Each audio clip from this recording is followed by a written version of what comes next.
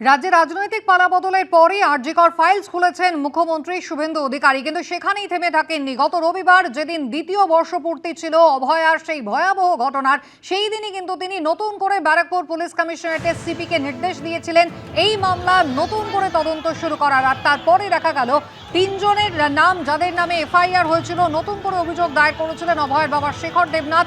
সেই 3 এফআইআর নেমডের মধ্যে অন্যতম গুরুত্বপূর্ণ যিনি পানিহাটির প্রাক্তন তৃণমূল বিধায়ক নির্মল ঘোষ, ভিন রাজ্য থেকে তাকে পুলিশ গ্রেফতার করলো এবং একই দিনে গ্রেফতার করা হলো সঞ্জীব মুখোপাধ্যায়কে, প্রাক্তন তৃণমূল কংগ্রেসের কাউন্সিলর। দুজনকেই আজকে নিয়ে যাওয়া হয়েছে খড়দা থানা থেকে ব্যারাকপুর মহকুমা আদালতে।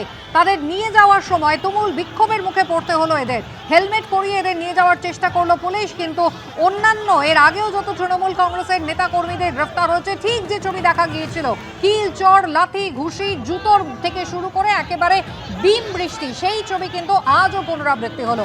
একদিকে দেখছেন নির্মল ঘোষকে বের করার সময়ের ছবি, আরেক পাশে দেখছেন সঞ্জীব মুখোপাধ্যায়কে বের করার ছবি। দুজনকেই খড়দা থানা থেকে নিয়ে যাওয়া হয়েছে ব্যারাকপুর মহকুমা আদালতে।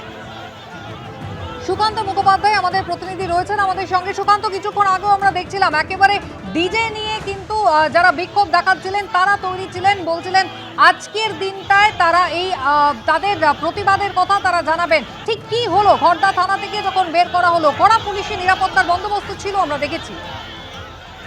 একেবারে দেখো, গতকালকে থেকে যখন নির্মল ঘোষ গ্রেফতার হয়েছে এই খবর পান এই বিধানসভার বাসিন্দারা, তারা কিন্তু প্রত্যেকে খুশি হয়েছিলেন। কালকে বেশ কিছু জায়গাতে তারা কিন্তু উৎসবে মেতে উঠেছিলেন এবং তারপরে তারা জানতে পারেন যে রাতে 3টে নাগাদ খড়দা থানাতে আনা হয় এবং আজকে 12টার কিছু পরে তাদেরকে এই দুজন, তথা সঞ্জীব মুখার্জি এবং নির্মল ঘোষকে নিয়ে যাওয়া হবে। থানার বাইরে কিন্তু প্রচুর মানুষের সেখানে কিন্তু তারা জড়ো হতে থাকেন এবং পুলিশের কাছে যে খবর ছিল যে যখন এই দুজনকে বের করা হবে তখন বিক্ষোভ দেখানো হবে এবং সেই কারণে উপর্যুপরি ফোর্সের সংখ্যা বাড়ানো হয়, ডেপ্লয়মেন্ট বাড়ানো হয় এবং দেখা গেল যে 12টা থেকে 12:30 যে সময় বের করা হলো প্রথমে সঞ্জীব মুখোপাধ্যায়কে কিছুটা থানা থেকে বের করে হাঁটিয়ে বিটি রোডের ওপর, অর্থাৎ থানার যে মেন গেটের বাইরে যখন তোলা হচ্ছিল প্রিজন ভ্যানে, তখন সেই সময় ডিম বৃষ্টি করা হয়। এক সময় তিনি বেসামালয়ে পড়ে যাচ্ছিলেন, পরবর্তীকালে পুলিশ কর্মীরা তাকে কোনোভাবে তুলে তাকে প্রিজন ভ্যানে তুলে দিলেন এবং কোনো একটা জায়গাতে বাকি অভিযুক্তদের সাথেও কিন্তু একে তোলা হলো, অর্থাৎ সঞ্জীব মুখার্জিকে তোলা হলো, যাতে বিক্ষোভকারীরা বুঝতে না পারেন। কিন্তু বিক্ষোভকারীরা তাকে আইডেন্টিফাই করলেন এবং তার উপর ডিম বৃষ্টি করলেন। তার 10 মিনিট বাদে আমরা দেখলাম কি যে আরো ফোর্স নিয়ে নির্মল ঘোষকে একদম মাঝখানে রাখা হলো।